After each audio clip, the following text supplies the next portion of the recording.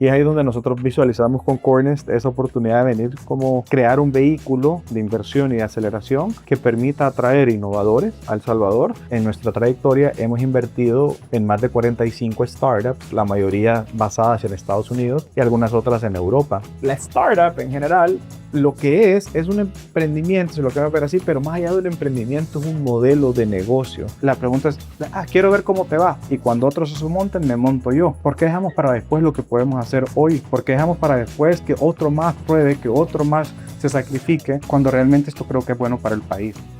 Bueno, José Roberto, ¿usted cree que Centroamérica está lista para poder construir realmente startups? ¿O todavía tiene ciertos vacíos de orden de conocimientos legales o también de culturales, socioeconómicos, para poder realmente entrar a este desarrollo y que el desarrollo sea sostenible? Cuando me preguntas si Centroamérica consideramos que está listo, la respuesta es que está en pasos pequeños, ¿verdad? Digamos, se está creciendo el ecosistema en Centroamérica particularmente, pero si vemos la oportunidad que Centroamérica ofrece como región en el tema de startups, es enorme, ¿no? Lo comento por dos razones. Uno, Centroamérica como región es la tercera región más grande después de México, y consideramos que el hecho de lo que una startup necesita es poder tener una aceptación de mercado cuando está queriendo crear una solución que tiene la posibilidad de expandirse globalmente. Por otro lado, Centroamérica ha sido siempre mencionada como una región fragmentada,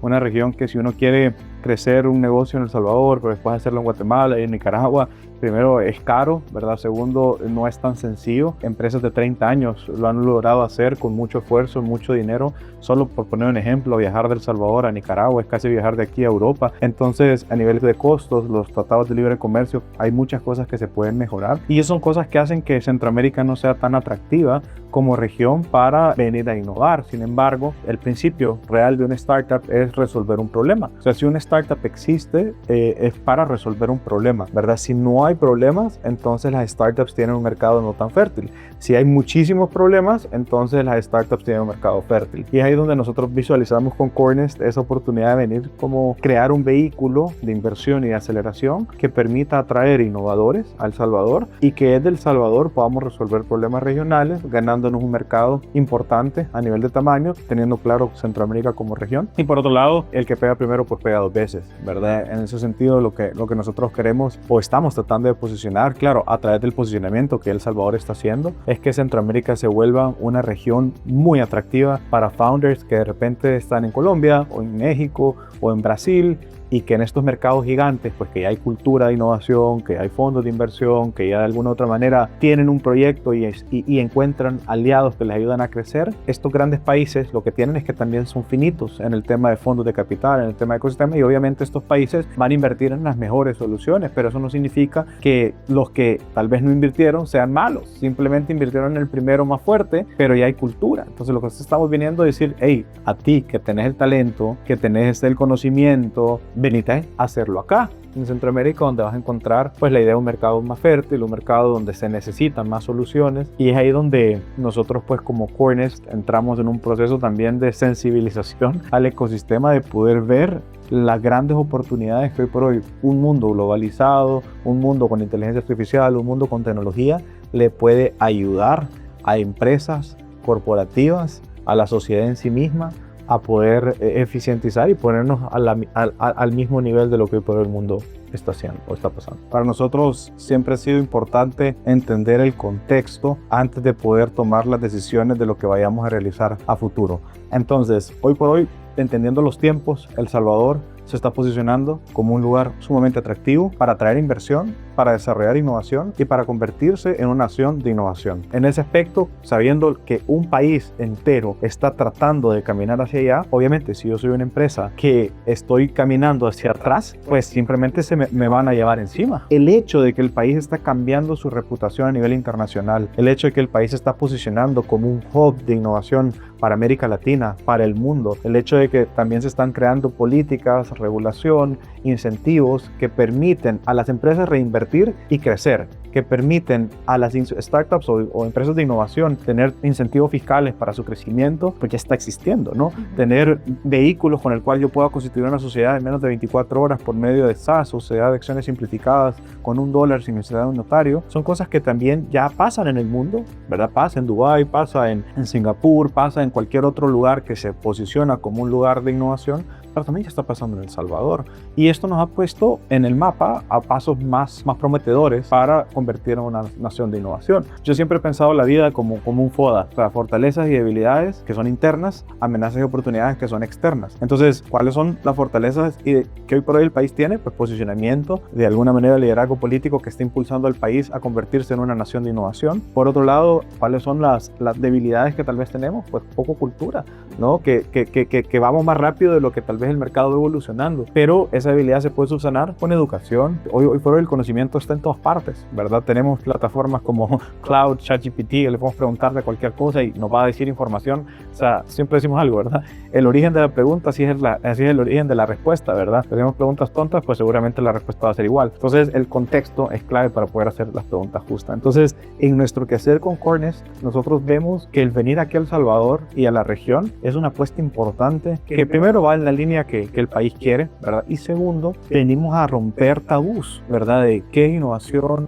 cómo podemos aplicar innovación. Y yo creo que las startups, que no es un emprendimiento en etapa inicial, porque también ahí mucha gente dice, startup es alguien que está en una idea, es un joven que está haciendo tecnología, cuando realmente lo hablábamos antes de estar acá, lo hablábamos que startup es un ChatGPT, es una startup a la fecha, Apple es una startup a la fecha, Cloud es una startup a la fecha, Nvidia es una startup a la fecha. Son empresas que valen miles de millones de dólares al momento, ¿no? Y no dependen del tamaño de la etapa en la que está hoy por hoy esta iniciativa. Esta iniciativa, lo que pasa es que ocupan la tecnología para poder escalar globalmente, generando soluciones que el mundo necesita. Entonces, eso para nosotros es el conocimiento de una startup. ¿Y por qué es importante que una startup se desarrolle en El Salvador y levante capital y crezca en su mercado regional? Porque una startup tiene dos clientes, siempre lo he dicho, tiene inversionistas por un lado y tiene los usuarios que utilizan la solución que genera. Entonces, él tiene que responder a las dos audiencias. Por un lado, la solución que genera, darle una solución a los usuarios que utilizan sus plataformas, y por otro lado, a medida que estos usuarios utilizan más la plataforma, genera más tracción. Al tener más tracción, genera más valor. Al tener más valor, se vuelve más atractiva para inversionistas, y estos inversionistas que han invertido cuando la startup está pequeño, pues generan retornos exponenciales cuando otros inversionistas entran cuando la startup tiene más valor. Entonces es una cadenita.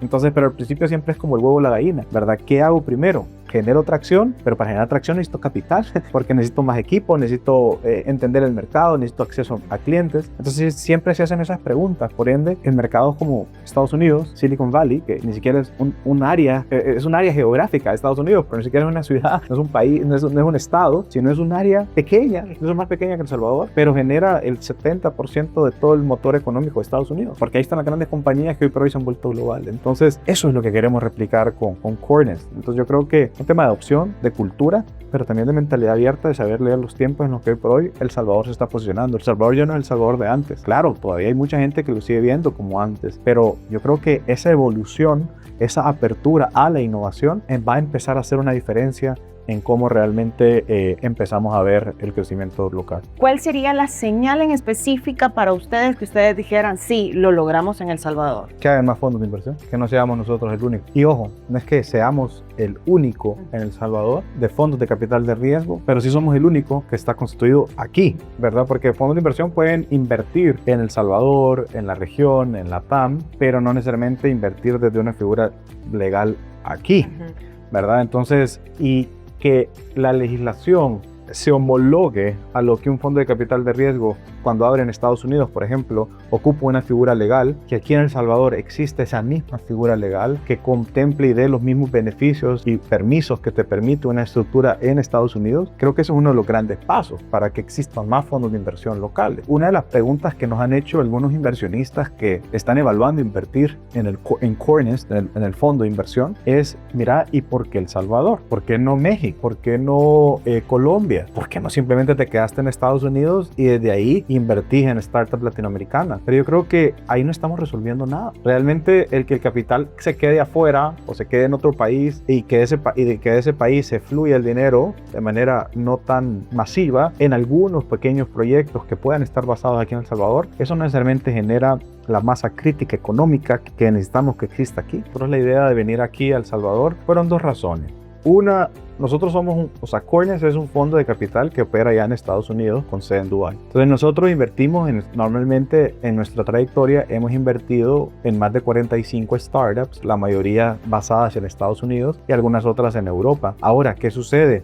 Nuevamente, saber leer los tiempos. Vino el tema de la inteligencia artificial y esto está cambiando la manera en la que todo está operando. Desgraciadamente y afortunadamente, desgraciadamente para el que no lo está utilizando y afortunadamente para el que tiene esa mentalidad de quererlo utilizar y aprender más, ¿verdad? Entonces, ¿qué pasa? Hay muchas startups en Estados Unidos, un mercado enorme, gigante, muchos fondos de inversión. La IA hoy por hoy es global, es decir, toda empresa de todo tipo de industria necesita en cierta medida inteligencia artificial para todo. O sea, es como logística, distribución, aviación, retail, mercadeo. Todas las industrias se están viendo afectadas de manera positiva o de manera negativa en el tema de inteligencia artificial. Al ser una necesidad global, muchas startups que están desarrollando inteligencia artificial en mercados globales están saliendo a valoraciones bastante altas. Es decir, salen en su etapa de levantamiento de capital pre-seed a una valoración de $50 millones. ¿Por qué? Porque el mundo necesita IA y porque estoy en Estados Unidos. Entonces, esto para un fondo de inversión, nosotros o cualquier otro fondo, invertir $200,000, $500,000 en una iniciativa que tiene una valoración de $50 millones,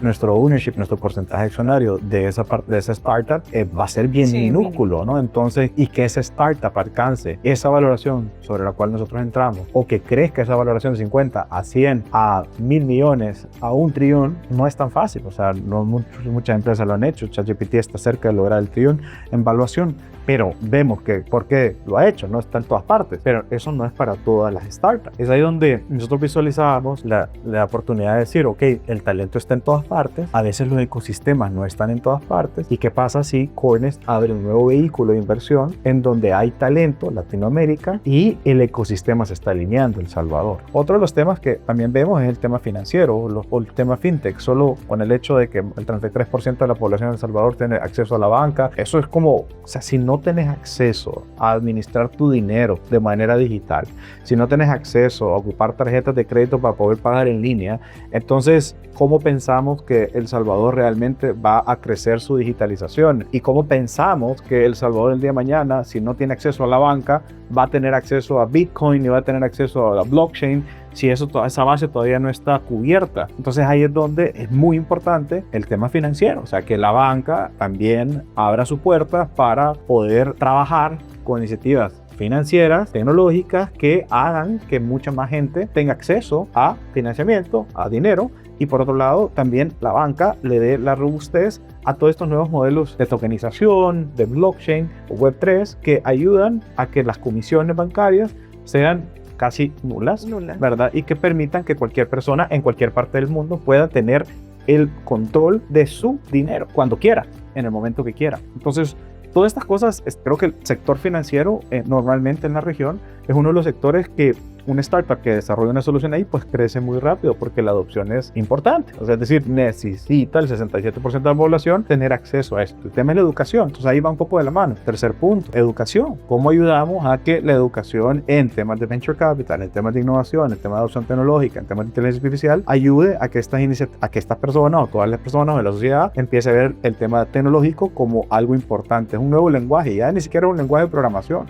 ¿verdad? Ahora cualquier persona puede armar una plataforma tecnológica sin necesariamente ser un programador, ¿verdad? Y es ahí donde el mundo también va migrando, ¿verdad? Ya no solo se va a necesitar desarrolladores de tecnología, ahora se necesitan desarrolladores de negocios, gente que entienda, que tenga criterio, y que ahora que tiene la posibilidad para poder programar, vamos a empezar a ver tecnología mucho más robusta, mucho más potente, mucho más rápido que alguien que tal vez es muy buen programador. Y no hablo mal de los programadores, simplemente a veces el programador se enfoca mucho en que el código funcione, pero no se enfoca mucho en lo que el código entiende el negocio en el que está la empresa. Entonces el que entiende el negocio y ahora sabe programar o ahora tiene las herramientas para programar, pues va a crear soluciones que efectivamente venden. ¿Cómo deberíamos de entender cómo concebir una startup? O sea, ¿a qué sí realmente es una startup? No es de que yo emprendedora tengo una idea y ya yo soy una startup, sino que qué realmente es una startup en El Salvador. Yo creo que ha hablado un punto súper importante porque, cabal, nosotros la manera que lo vemos es que hay dos tipos de empresas. Empresas tradicionales y startups. La empresa tradicional es una empresa que arranca con una idea o puede ser una necesidad y empieza a crear un modelo que le puede generar ventas. Pero al final el modelo tradicional es bien sencillo. Yo genero ingresos, tengo costos, esos ingresos vienen en un lapso de tiempo, los costos pues tratamos de que sean menores a nuestros ingresos y eso nos genera una utilidad y esa utilidad se reparte a los accionistas o a los dueños que son parte o esa utilidad se reinvierte en la operación y sigue creciendo, después se regionalizan y ahí van. Esa es la manera tradicional. El manual que tenemos. El manual, sí. Que el factor tiempo tal vez no es tan importante. Correcto. Sí. ¿Verdad? Luego tenemos el otro vehículo que nosotros le llamamos startup. Sí, la definición de startup es emprendimiento, ¿vean? Pero la startup en general lo que es un emprendimiento, se lo quiero ver así, pero más allá del emprendimiento es un modelo de negocio. Y yo quiero que la gente que vea este video sepa que una startup, más allá de un emprendimiento, es un modelo de negocio en sí mismo. Entonces, ¿por qué digo esto? Es porque no tiene primero, si es grande, pequeño, mediano, una startup puede pasar de una micro o una emprendedora a nivel de empleados y facturación a una gran empresa en 6 meses. ¿Verdad? A nivel de empleados e incluso facturación. Entonces, ¿cómo es posible ese crecimiento exponencial? Pues muy sencillo. Es posible porque primero se apalancan de la tecnología para que la solución pues se vuelva más escalable. ¿Qué significa escalable? Que si quiere pensar crecer su solución en Guatemala, en Nicaragua, en Honduras, no necesariamente tiene que ir a abrir una fábrica, Guatemala, Nicaragua y Honduras. Simplemente abre mercado para que más personas puedan pagar desde su plataforma tecnológica su solución. Un ejemplo, Netflix. Yo creo que todos los que estamos aquí tenemos nuestra cuenta de Netflix y Netflix es una empresa que en cualquier parte del mundo, cualquier persona que tenga una suscripción paga una mensualidad y tiene acceso a la propuesta de valor que ellos ofrecen. Eso es una startup, ¿verdad? Es como nosotros con la tecnología podemos llegar a múltiples mercados y ofrecer una propuesta de valor importante. Ahora la pregunta que siempre nos hacen es, pero ¿cómo yo llego a muchos mercados si no tengo la cantidad de clientes suficientes que me pueden pagar toda la gente que va a necesitar para eso? Ahí es donde entran los fondos de capital de riesgo. Que una startup, no, si alguien está haciendo una startup y no tiene claro que tiene que levantar capital, desde ahí vamos mal. Porque el levantamiento de capital es importante. O sea, ¿cómo llegas a esa cantidad de usuarios para que el modelo se vuelva rentable si no tenés capital? Es casi imposible. Pero tú puedes llegar a una cantidad de usuarios, estar perdiendo un poco de dinero y proyectar que en 2 años tú vas a tener una N cantidad de usuarios que seguramente tal vez todavía no sea rentable, pero esa cantidad de N de usuarios te va a dar una mayor tracción del modelo de negocio, una mayor validación. Entonces ahí es donde tú empezás como, ok, voy a ir haciendo mis rondas de capital de riesgo. Y hay un tema educativo que hay diferentes etapas. O sea, yo al inicio no voy a levantar $1 millón. Claro. Yo voy a levantar tal vez $100,000, $200,000. Y esas rondas se llaman la ronda pre-seed, ¿verdad? Es decir, como mi ronda pre-seed puede estar valuada a $1 millón y levantar 100,000. Y así después yo logro alcanzar ese valor, lo sobrepaso, logro consolidarme y después digo, mira, hoy voy a ir a Guatemala, pero para ir a Guatemala yo necesito, ya no tal vez $100,000, va a necesitar $500,000. Y ahí es donde entonces va preparando sus rondas de capital y tiene que tener siempre 2 clientes. Uno, los usuarios, tiene que siempre seguir vendiéndole a los usuarios su solución, ¿verdad? Que siga creciendo. Y luego tiene que también tener otro cliente que son los inversionistas que digan, hey, tu modelo va creciendo, hace sentido, vamos a invertir $500,000 a una valoración de 5 y así vamos, ¿verdad? Después de una valoración de 10, ya no levanto 500,000, ya levanto $1 millón, ya voy por otro mercado y en cuestión de 3 años estoy operando en todo Centroamérica. Esa mentalidad de crecimiento acelerado, de que hay un tiempo y entre más rápido lo hagas, pues más vale tu compañía y más inversionistas vas a querer entrar. Eso es el factor importante de una startup. ¿Cuál de las etapas en las que ahorita ya está montado, digamos, este tipo de modelos de negocios es la que usted está teniendo como mayores retos en haber asumido? Sí, la verdad es que algún día voy a contar mi historia. ¿Me la cuenta a mí? Todavía no es el momento, Pero sí, ha sido desafiante, sin lugar a duda, pero al mismo tiempo emocionante. Y yo creo que la convicción de querer lograr que el país realmente se convierta en un lugar bueno, creo que viene mucho también desde mi propósito a nivel personal. Yo tuve la experiencia de estudiar fuera y realmente la reputación que El Salvador tenía cuando yo estuve estudiando fuera no era la más atractiva, y lo peor que le puede pasar a una persona es no sentirse orgulloso de donde nació, de donde creció, ¿verdad? ¿Por qué? Por lo que la gente puede pensar a nivel internacional, y es ahí donde yo siempre he pensado que los medios de comunicación tienen un rol fundamental, ¿verdad? De poder comunicar lo que realmente hace valioso a algo, ¿verdad? En este caso a un país, porque los trapos sucios a veces se lavan en casa, y todo lo que realmente no sume pues resta, y resta mucho para nosotros mismos. Entonces, en ese aspecto, pues yo felicito a esta iniciativa, ¿verdad? De poder comentar un poco todo este tema, pero el gran desafío que hoy por hoy nos enfrentamos es un desafío cultural, es un desafío de que temen mucho lo nuevo, preferimos lo viejo, conocido, que lo nuevo por conocer, y realmente yo creo que esta mentalidad en un mundo como el que hoy por hoy estamos, tenemos que cambiarla, porque imaginémonos, van a venir startups de Colombia, de México, de Brasil, y lo que vamos a hacer es asesinarlos. O sea, es decir, no vamos a abrirle las puertas. ¿Por qué? Porque yo ¿cómo voy a probar esta solución que dice que puede mejorar la eficiencia logística, pero acaba de empezar? Si tenemos esa mentalidad, entonces pues realmente nuestras empresas se van a quedar 20.000 años atrás, y todos estos jóvenes, no jóvenes, porque un emprendimiento startup no depende necesariamente de la edad, pero todas estas soluciones que pueden realmente venir a transformar muchísimas industrias, pues se van a quedar sin la oportunidad de poderlo hacer. ¿Y cuál va a ser el outcome al final? No, El Salvador es un país que va 30 años atrás de cómo ve el mundo. Y yo creo que no es eso lo que queremos, ¿verdad? Entonces, mi punto es, primero, abrirle las puertas, o sea, que los corporativos, las empresas que ya tienen 30, 40 años, busquen a Cornest como su socio de innovación, ¿verdad? Como su brazo de innovación, su laboratorio de innovación, donde nosotros les podamos ayudar a resolver desafíos que ellos tengan a través de las soluciones que hoy por hoy en el mundo, en Latinoamérica, se están creando, y lo que necesitan es justamente eso, que un corporativo diga, ¿sabes qué? Yo tengo todos estos procesos manuales y no sé cómo hacerlos más eficientes. ¿Qué me puedes proponer? Porque va a ir una startup que va a estar haciendo inteligencia artificial para automatizar todos los procesos manuales en el tema legal, en el tema logístico, en el tema de seguro, y lo que necesitan es ese acceso para poder probar esas soluciones. Y en la práctica, lo que nos hemos dado cuenta es que los corporativos tienen recursos, pero lo que no tienen es el tiempo. Y del otro lado, las startups tienen el tiempo, lo que no tienen son los recursos. Entonces, ahí hace un match perfecto, ¿verdad? Y yo creo que eso es el tema de lo que nosotros queremos, y es lo que tal vez a mí me ha costado, el derecho de la confianza de lo nuevo, porque estamos muy acostumbrados a confiar en lo que ya tenemos. Y de hecho también incluso hasta con inversionistas que hemos invitado a invertir en Cornest, pero la pregunta es, quiero ver cómo te va, y cuando otros se monten, me monto yo. ¿Por qué dejamos para después lo que podemos hacer hoy? ¿Por qué dejamos para después que otro más pruebe, que otro más se sacrifique, cuando realmente esto creo que es bueno para el país? Entonces yo creo que desde el punto de vista de inversión, tengan miedo en invertir en un nuevo vehículo si tienen el dinero para invertir, obviamente, porque lo vamos a construir juntos. Y por el lado de los corporativos, no tengan miedo en innovar, porque el equivocarse es el primer paso para empezar realmente a crear un ecosistema de innovación.